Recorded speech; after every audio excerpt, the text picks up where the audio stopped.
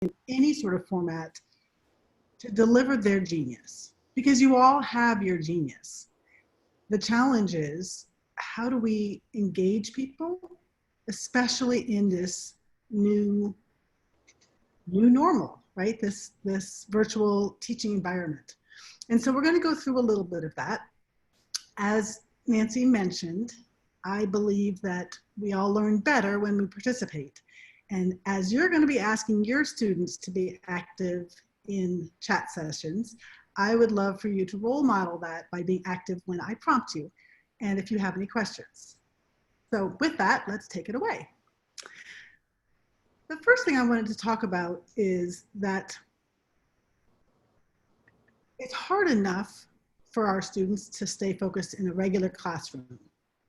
But in this environment, it is so much harder. We have the dogs running by, we have somebody at the door, we have the microwave going. Whatever these things are, our text, our phones are texting. And we as teachers have to somehow overcome that. And the first and foremost thing is that we're visual creatures. And so if we're just looking at text on a slide like this one, it's hard to stay engaged with that. So what I'm going to do today is talk about 3 ways that you can help your students to stay better engaged just simply by how you do your slides. So the first thing we're going to talk about is just what can you do to set yourself up for success? We're going to talk about what you can do to guide your audience, to guide your students through your content. And finally, we're going to talk about what you can do to leverage neuroscience to engage the brain. So, here's the first opportunity for you to engage with me in chat.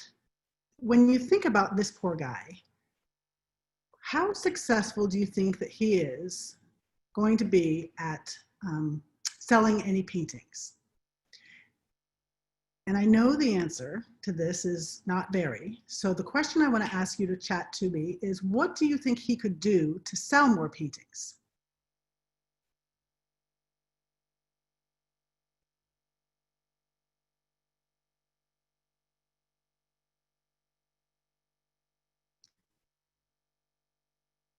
Group by topic, display them better, fewer options, categorize, limit and spread them out, organize by topic, yes, more white space, absolutely. Often I hear people talk about, have just the portraits displayed or just the landscapes displayed. And it occurs to me that this guy is on the side of a sidewalk. Perhaps there are people who walk by him every day to and from work. And so if one week everything was portraits, that might not engage me that much, but maybe the next week is going to be all flowers. And I'm so intrigued by flowers. That's going to get me to stop and pay attention. And yet this is what we do when we teach people, is we think the most important thing is to tell them everything we know and everything they need to know all at once. It's a little bit like this before slide that I had from one of my clients on, this was a 1-hour talk, 10 ways to simplify your small business. That is just ridiculously overwhelming. And nobody's ever going to be able to absorb it, let alone in this distracted world that we're in online. Nancy Dwordy is a colleague of mine who also does presentation coaching, and she says 90% of the creative process is destructive. Now, what does that mean? I don't know about you, but I find it easy for me to just throw things onto a slide that I want to say. But when I sit back and look at it, I'm basically doing what that poor guy did with the paintings. What I then need to do is go back and think about how much can I pull out? How much can I remove? Because I want people listening to me. And what we know is that if people are reading and listening at the same time, neither one makes it into the working memory. So our job is to get rid of as much as we can or categorize things in a super simple, clear way. So my recommendation with any slide, with any content, with any module is go deep rather than wide. And especially, again, in this distractible setting, I know high school students love to say, why is this important, or is this going to be on the test? You're only going to get a limited amount of their focus and a limited amount of their attention. So this might be the year that you strip away the interesting things and only deliver the actionable, important things. So that's how we set ourselves up for success. Is just start with keeping things simple. But the second way is to guide your audience. Now, why is this important? There's something that I call Billboard Cognition. And I liken it to that moment when you're driving down the highway at 70 miles an hour and you glance up and you instantly know what a billboard is saying. We need to help our students so that if they get distracted by a text or get distracted by the dog and they glance back at the screen, they know instantly where we are and what we're talking about. So we need to put in guideposts to help them track where we are and what we're doing. Guideposts in our learning modality, in the neuroscience of learning, first of all, it gives us context where to put things within the sequence of what it is that we're learning. The second thing that it does is then it helps us to process it. Okay, so this is where it fits. Now let me think about what to do with that. And the third thing that it does is that it provides that mental reset. So if you've been talking for a while about something, and then you stop and you say, okay, here's where we are in the track of what we're talking about, it gives our brain that moment to say, okay, I'm going to pause this file folder in my brain and open up a new one. And while that seems intuitive, it seems obvious when I say it, have you designed your slides this way? Have you set it up in such a way that the brain knows exactly where we are and exactly what to do with the information that you're providing? The other thing is I suggest that you actually be more explicit than ever about where to take notes and when to just sit back and listen. The reason why is, again, when people are listening and looking and writing, it's hard enough in a classroom setting, but you at least have the ability to see them and to know when to pause and to know when to give them a chance to catch up. In this environment, you might not. And so I think it's really helpful if in the beginning you say, I'm going to help you by telling you when to take notes. And that way they can relax and listen or do what they're supposed to for that note taking. As an example, I actually incorporated it into my design. These are the slides that I've shown so far. And I really wanted you guys just to have the ability to listen, but then I have these slides that I have tip. And I have a single sentence that if you were going to be taking notes is a very easy thing that you could do to write down. So here's the tip. I recommend as you design your slides, first go through and design all your content and then go back and think about the guideposts of helping them to know where they are in the content. And then in terms of note-taking, I actually, when I'm giving a professional lecture, I think about, I don't want people taking notes on every little thing. I want them taking notes on the actionable stuff. So I take notes on as though I was in the audience, and then I go back and I frame up those exact sentences for people to be able to do. So that's kind of zipping through the first two sections, and I wanted to stop here and open up for any chat questions, and we can address both using guideposts and setting yourself up for success just by simplifying and cutting things out. Any questions at this point?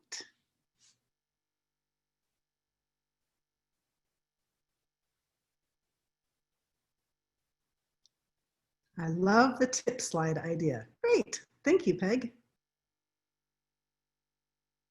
Notice, by the way, that at no point did I have bullet, bullet, bullet. I simply just went with a declarative sentence. Nancy, it's hard for a teacher to leave out the details. I know. It's hard for me to leave out the details. That's why 90% of the work, the really tough work, is in that removing things. It's in the destruction of everything we think we need to share. Could Doodle Notes, if using Doodle Notes, could it be an image? I don't know the answer to that.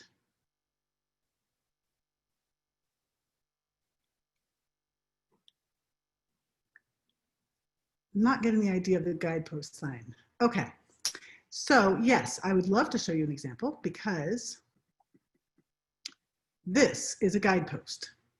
I started out by telling you the 3 things I was going to be talking about, and then it's a little subtle, but because we're on number 2 here, I made the number 1 and number 3 a lighter gray so that people can instantly look and see, okay, now we're on the second section that she's going to talk about.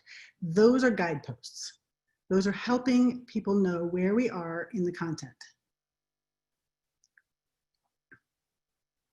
A professor will always say, you really need to know this. So alerting students to making notes is great. Yes, Nancy, it's a really good practice under any circumstance. In fact, everything I'm going to talk about is good always. This is just more important than ever in this virtual section. Any other questions? These are really good, great questions. Thank you. Pamela had something that I'm not sure what she meant. She said they look the same. Oh, in terms of the light gray and the dark, the black. It's pretty subtle. I will give you that. I might have made it even more dramatic. Do you think students will pick up on pictures that help to represent the content better? Well, wow, Cindy, what a great question, because that is exactly where we're going next. We're going to go into what we can do to actually get the brain engaged more using your slide design. So thank you for tipping that off. So as you can see, guidepost wise, now leverage the neuroscience to engage the brain is in black and the other 2 are grayed out. That's where we're going. So I kind of get geeked out by neuroscience. And the reason why is that I think that if we know how the brain processes information, it's like our magic wand. It's like we have a superpower to be able to even more so get people to have the information stick than if we just spray and pray, as I love to say. So the first thing we need to know is that our brain is busy sorting and prioritizing 100 million impulses per second. Now, I don't even know what that means. That number is just beyond my comprehension. But what in essence that's talking about is every sensation in our universe in any given moment is an incoming piece of data for our brain. The temperature, the sounds, the brightness of the light, anything anybody's saying, anything we're thinking about, anything that we're thinking about from the past or that we have to do, all of these things are coming at us, and our brain can't possibly pay attention to the same degree to everything at once. So its job is to figure out how to manage and prioritize what's coming at us in a way that's more meaningful. And the place that does that is called the amygdala. The amygdala is our, some people call it monkey brain or lizard brain. It's the survival part of our brain that is responsible for keeping us alive. And its whole job is to look for one of 2 things. It's looking for, are there threats or are there rewards? Because everything else is not important to our survival. So like the busy executive assistant of a CEO, they're going to take everything that doesn't really matter and put it to the side and only elevate things to their boss that they actually have to pay attention to. That's what happens in our brains, is that it's constantly looking, searching. Is there something here that's a threat or a reward? Now, here's the trick. If it doesn't see that, it's going to put our brain into a sleep-like state that will give us a rest, because it needs to not burn up from processing too much at once. So let me give you an example of this that I think everybody can relate to. Have you ever been driving down the road and you're driving along and all of a sudden you sort of come to and you realize, I have been like in a trance for the last 5 minutes. I have no idea what I've just been doing. And it's a terrifying feeling. But here's what's happening behind the scenes, is that when our brain sees something it's seen before and it knows it's not a threat and it knows it's not a reward, it will literally go into this sleep-like state. However, if a car were to veer towards you or something were to change in the circumstances of the road, you would instantly come back and you would be able to deal with it as though you were alert the whole time. That's how our brain is performing with sorting out things and putting us to sleep. Well, the same is true when our brain sees something that it's seen 1,000 times on a slide. Just looking at this, the first thing my brain does is goes, ugh, I've seen this before, and I can't even read it. I'm already glazed over. Certainly I couldn't pay attention if somebody were to read it out loud to me, which is what we do. So for that entire section, this is where my brain is, and we've wasted an opportunity. Instead, we need to do something that is surprising, that is engaging, that gets you to pay attention, like, oh, what's that? I haven't seen that before. And the brain has to go through and process it. What is this? Is this a threat or is this a reward? So, what does that mean for us? It means that we don't want to over-design every single slide because, again, our brain's just going to go, I can't process that much. But we do want to select those slides that are mission critical to people remembering our content. You will always remember the lizard brain slide. And design the heck out of those in a way that people will actually, A, pay attention, and B, remember it. So there are lots of ways you can do this. And I have many other workshops that go way into depth on that. But what I wanted to do was to equip you guys with just 3 things that are simple and easily executable that you can do yourself. Okay? So we're going to talk about how to supersize your message, the language of visuals, and layouts by design. So the first thing is, what do I mean by supersizing your message? That is that Billboard Cognition. That is that at a glance, instant knowledge, know exactly what it is you're talking about if you are distracted and you look back up. So this is an example of a slide you don't want to do. I love this quote though. He talks about that people who want to sound official use all kinds of big words, and people who want to actually be profound are much more simple. So why wouldn't I put a slide like this up and then talk about the quote and then talk about the meaning behind that really, really cool quote? You guys couldn't read that and listen to me anyhow, right?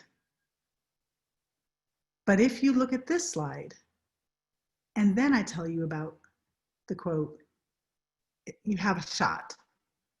This is supersizing your message. This is Billboard Cognition. And it's simpler for you. It takes the work out of having to over-design something and simply put the 1 or 2 words that are important. So here's a tip. The first and foremost thing that you want to do is understand just the simple rule of thumb about font. So as you can see here, the words that say any font smaller than 28 point, that's 48 point font. And that's really nice and easy to read, right? The impossible to read at the bottom, that's 20 point, and that's pretty small.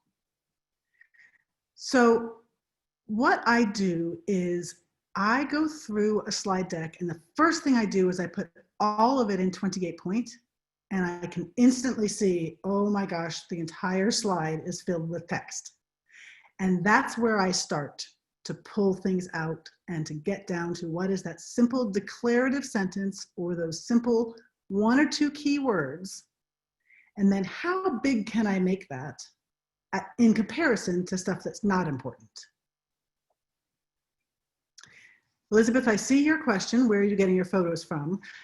There are lots of places that you can access either free Creative Commons free to use or purchased ones. One of my favorites that I use that's free is called Pixabay, P-I-X-A-B-A-Y. I'll type it in the chat. And those are all Creative Commons free to use with no attribution necessary. All right, any questions about supersizing? One thing I will say, preempting the question, is I don't know if you guys have noticed, but I don't supersize everything. I simplify everything, but I make sure that I'm deliberate about using that trick when I really want to grab somebody's attention.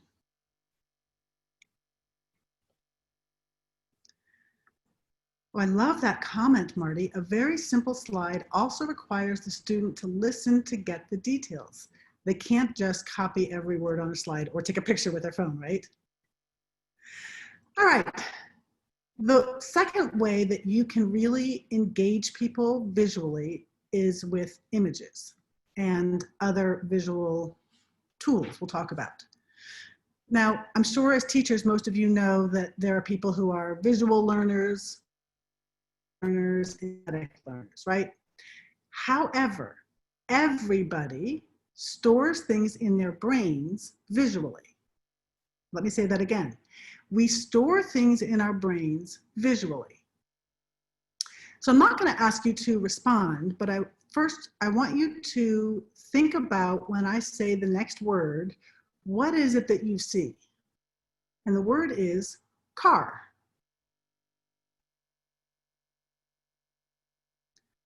Now, most of you either thought of your current car or a favorite car or a childhood car.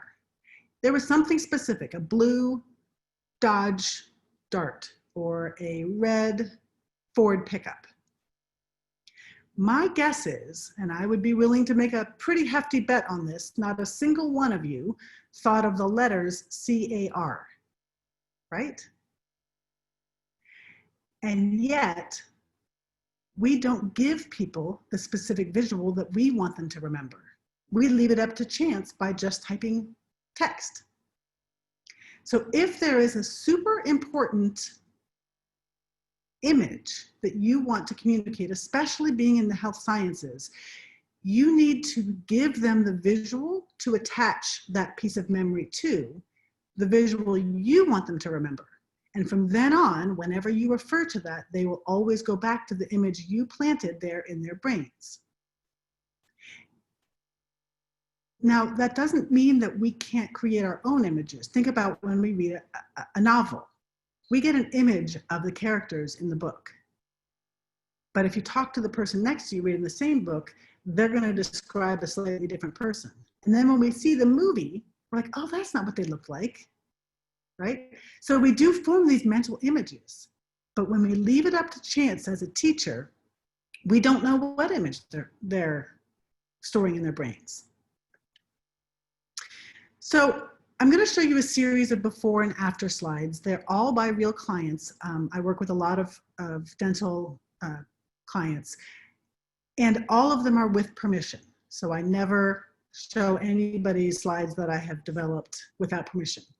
But this was a talk on a couple of years ago when prescription forms had to be changed. And so this was the slide that she sent to me. So I redid it because I wanted her to be able to have people see the visual of what was important.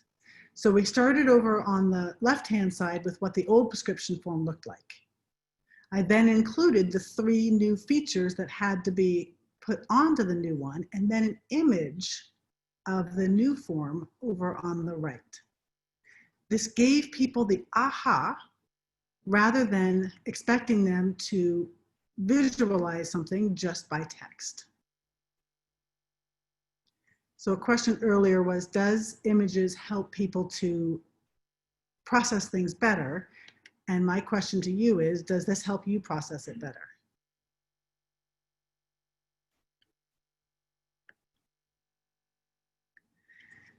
Now, one of the reasons why is that it also takes less brain energy for us because we instantly understand. We don't have to like put it through a processing center. Therefore, graphics actually increase comprehension and they increase retention because they're not as tiring. So here was a before slide by a guy talking about bone grafts and droning on and on about all the different features. My eyes are glazing over already. But what if he did what he needed to do in talking about each of those different sections like this? And in fact, when I put it together for him, I had each of those text boxes animate in as he went from area to area.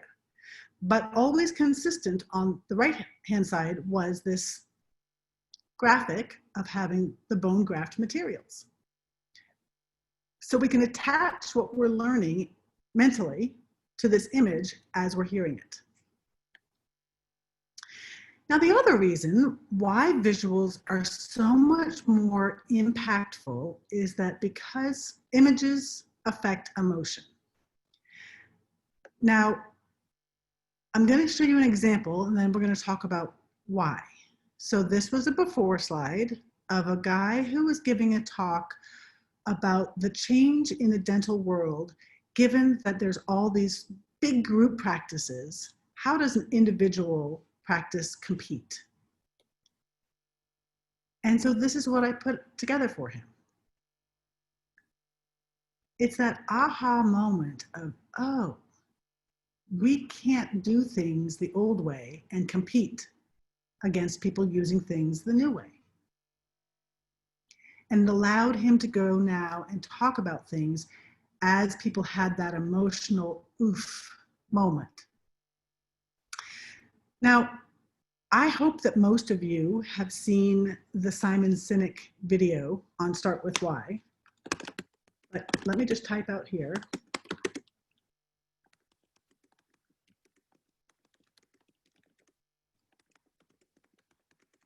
If you look this up in Google, Simon Sinek TED Talk Start With Why short version. The whole talk is great, it's 20 minutes, but there's a 5-minute version that gets you the point. And basically what he says is this, back to the brain. Our brains have different parts that do different things. And the frontal cortex is where we process incoming facts and data. And we collect them and we put them together and they make some sort of meaning. But that's not where decisions are made. Decisions are made in the limbic part of our brain. And the limbic part of our brain only processes emotions. So why is that important to us? Think about, back to a car example. Think about the last time that you went car shopping. And you went out looking, thinking that you were just going to look at different types of cars and collect information and make a good decision. But if you're really honest with yourself, you probably already sort of had a leaning towards one type of car or another. Maybe it was an an SUV for having lots of seats for lots of kids plus safety. Or maybe it was a sports car because you've always kind of wanted to have that experience, that feeling. But as you went to the dealership, you said, tell me about this car, tell me about that car. And what happens is that we collect the facts and data in such a way that they reinforce that gut feeling that we've already made. And we say, look at what a smart decision I made. So when we're learning new material, if we can associate it with some sort of emotional, why is this important first, then our brain already thinks it's important. Remember, threat, reward. And then it's going to do the work to collect the facts and data that you have to transmit as teachers and stick better into the part of the brain that actually retains something. If all you're doing is just vomiting information at people and just giving them facts and data, the brain will process it and think about it and say, nope, not important, and out it goes. I mean, think about yourself. How many times have you read some article that you found no value in? How well do you remember it the next day? But if you have some emotional need for that information, you read it the exact same way, but you retain it. So as we're designing, what can you do to tap into an emotional aspect, even if the content is dry? And that's what I've tried to do with this slide. If your students like you, they pay attention better too. And if they laugh before a test, they do better. Absolutely, that's because once we engage the emotional part of our brain, we have a reason to hang on to the facts and data. Cindy says, this is why I start my classes with a daily motivation. It triggers an emotional response from the students. Fabulous. Can you do that now with your slides? Now, I found this very interesting statistic because we all know stories are effective. But what do you think a story is 65% less effective than what other thing?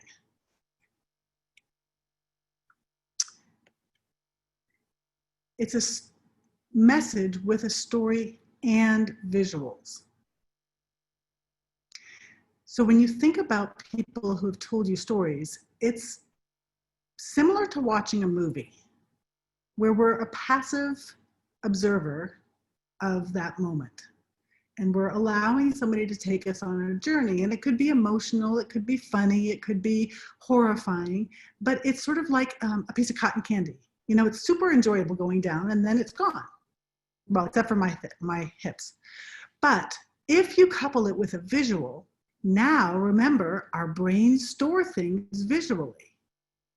And when you give the story the visual context, it is more likely to stick. Now, there are very, very, very skilled people who can tell stories in a way that you are there. You can see the sweat dripping off of a glass. You can see the heat simmering off of a tarmac.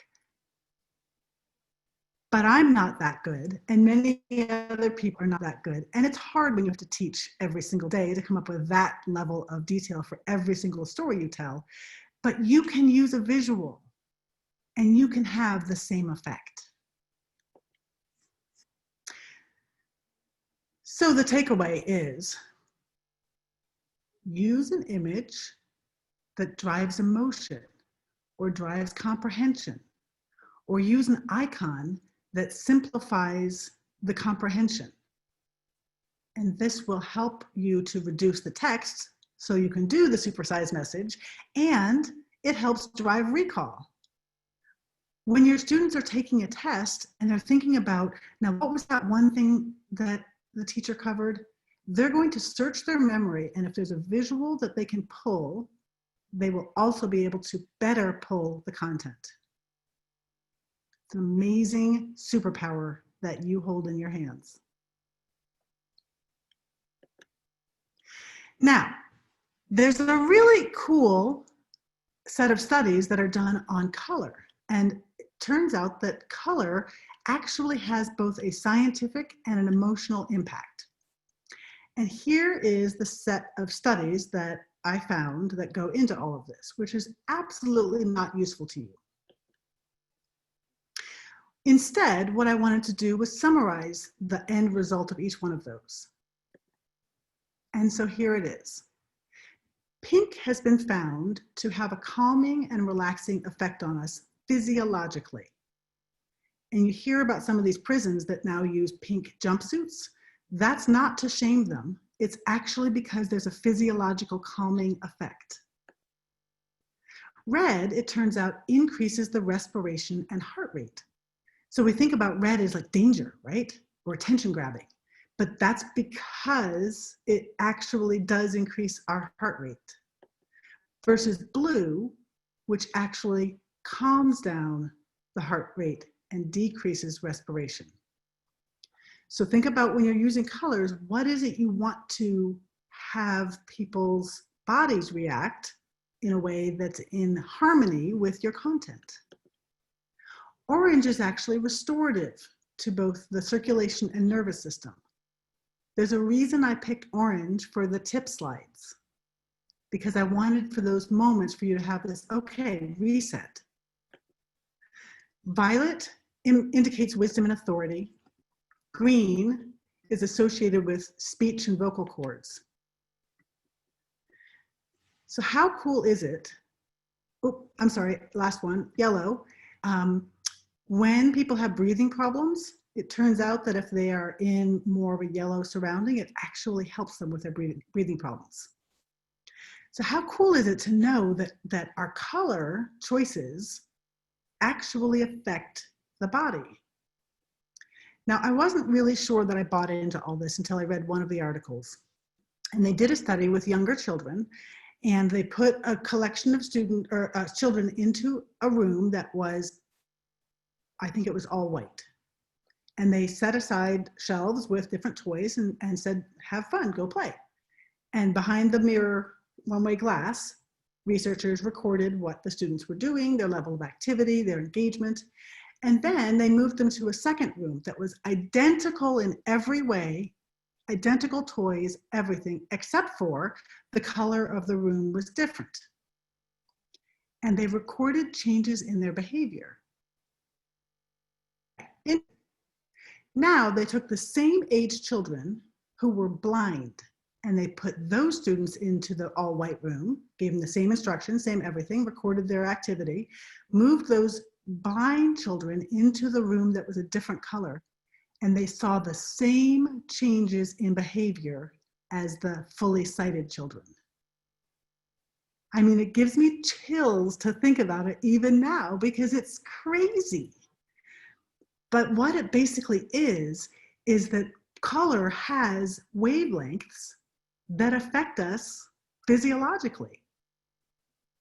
So when you are designing, you have this additional superpower to be able to influence how people are reacting and interacting with your content. Now, on top of that, there are also these emotional associations that we have with different colors that interestingly align quite well with those exact physiological ones. And the reason why is that there's super smart companies who are responsible for branding. Companies will pay them $50,000 to pick a brand for them based on color choices and font choices and all kinds of things.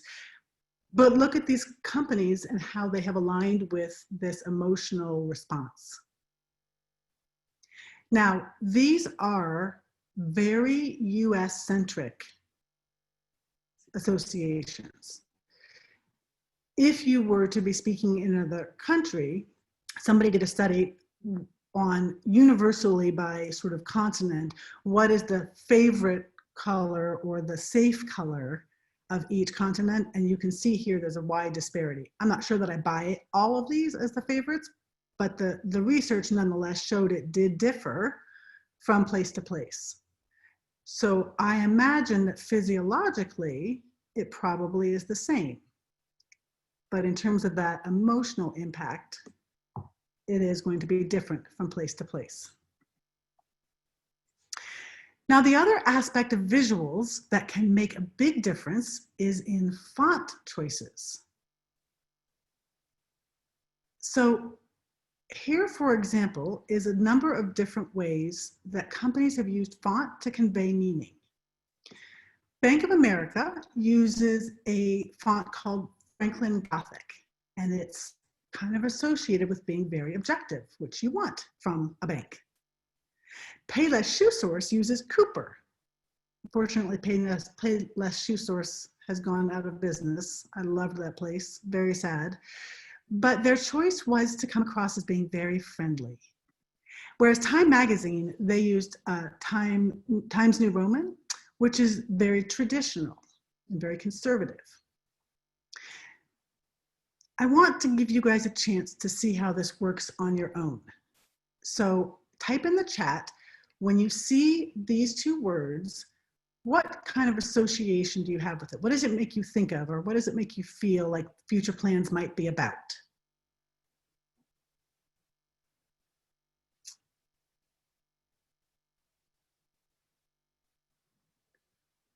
Retirement, building a house, grown-up things, architecture, financial, professional, science, career goals. Excellent, excellent. School starting. Strategic planning. All right. Now, how about this? What does this make you think that future plans are about? Ooh, scary. Yes, death, scary. Death, scary. Fear and Halloween. Uncertainty. Doom. Yes. And how about this one? What does this one make you think of? Flowers, joy, vacation, weddings, hope and promise. Ooh, ladies' night out. Romance. Yes.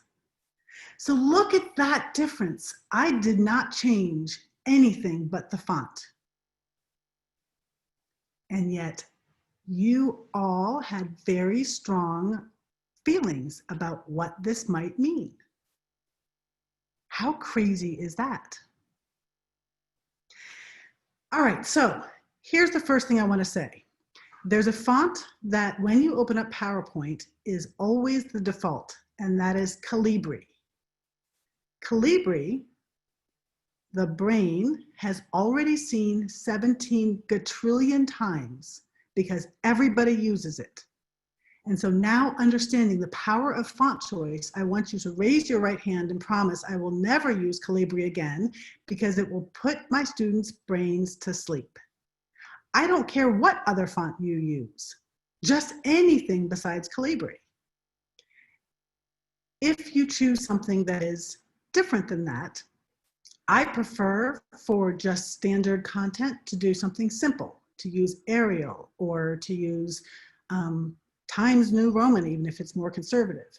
But if you want something that has an impact, there are all kinds of cool fonts that you can use that will make a huge difference in reinforcing the feeling about something, which in turn, the brain then attaches to the content and remembers better. Beginning to see how all this fits together?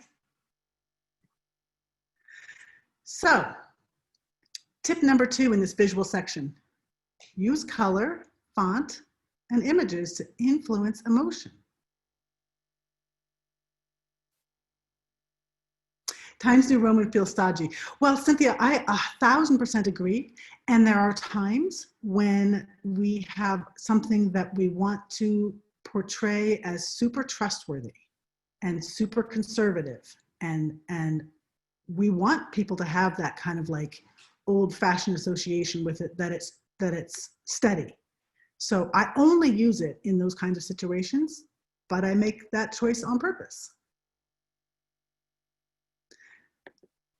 Okay, now the third visual area that you guys can do is what I call layouts by design. This is simply making better choices than what the automatic PowerPoint sentence, title sentence, and bullets provides for you. First and foremost, design like Google, not like Yahoo. Kind of enough said. It's like the beginning where I showed you that guy with all the pictures up on the wall. Can't make heads or tails of it. So once again, here's the seen it a zillion trillion times slide that comes default in every PowerPoint. But what if just layout wise, you were to do something this simple?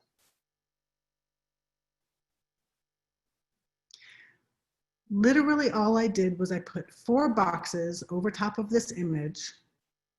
I put cool font on 3 of them with just that Billboard Cognition. And then I made 2 of the boxes more transparent so the picture showed through. It was not anything complicated.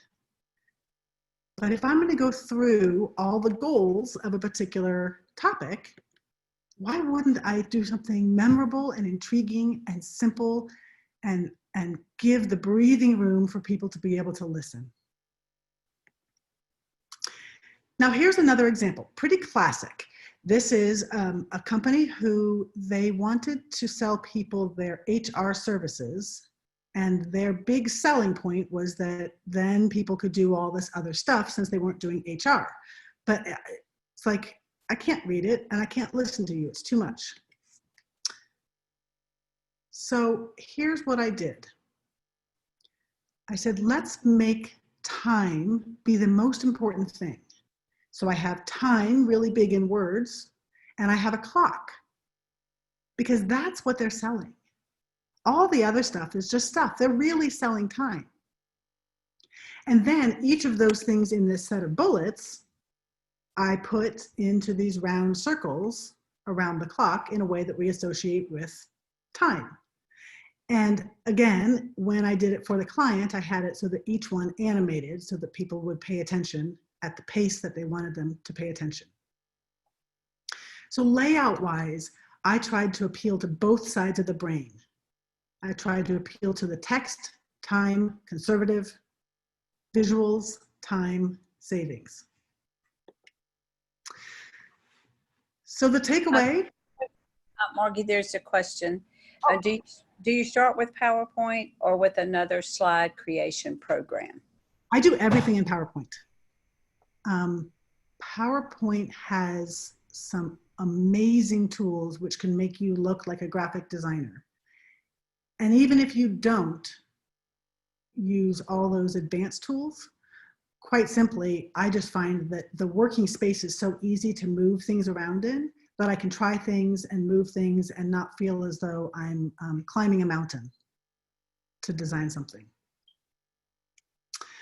So the bottom line with layout to me is less is more. There's just no getting around that. It gives the brain an understanding of where to look and what to do, and having things set out in a way that is different than the standard PowerPoint format makes our amygdala, our lizard brain, go, what's that? And have to pay attention. Now, Malcolm Gladwell is one of my favorite authors for the application of how kind of some of this brain science works. And I love this quote of his, and I'm going to take the time to read it out loud because that way you'll remember it better. It's that there's a simple way to package information that under the right circumstance can make it irresistible. All you have to do is find it. And it's my hope that today I have been able to give you a couple of ways that you can be that much more successful in this new learning modality. A couple of you have asked additional questions about how do I do this and how do I do that, and I actually have some webinars, workshops rather, listed on my website, and these were 2 that I thought of that you guys might find interesting.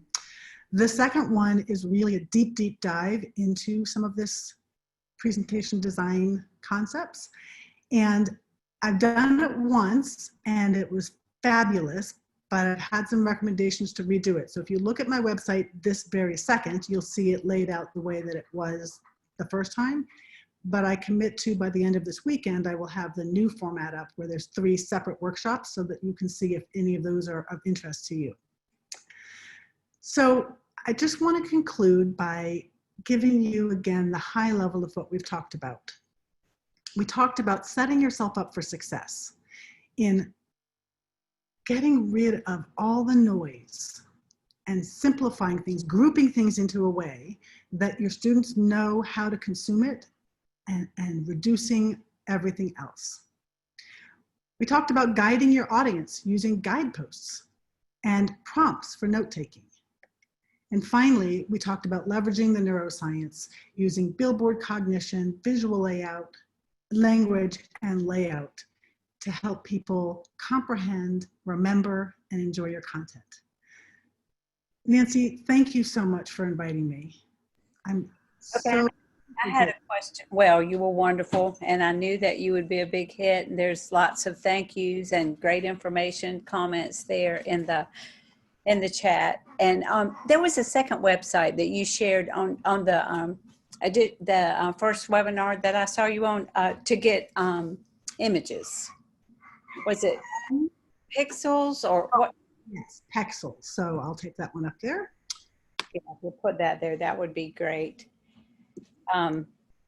I just wanted to remind everybody that we do generally record these, and we have recorded this one, and Margy has been gracious to allow us to use this recording in our upcoming conference, our National Health Science Conference, which will be virtual. If you want to learn more about that, go to our website. We've greatly reduced the registration fees so we can accommodate teachers and their schedules, and so we look forward to having this as a breakout session there.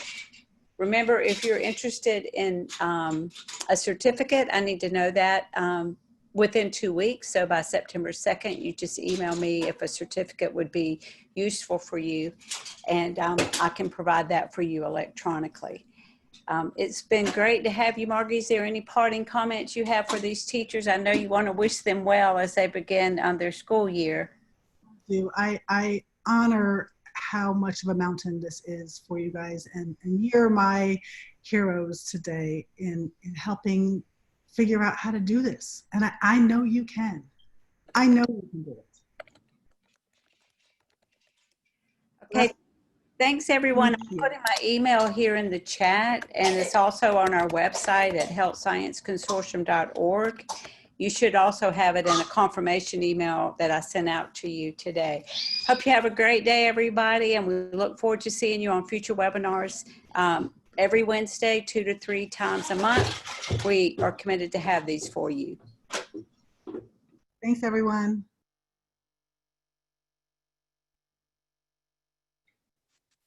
Thank you.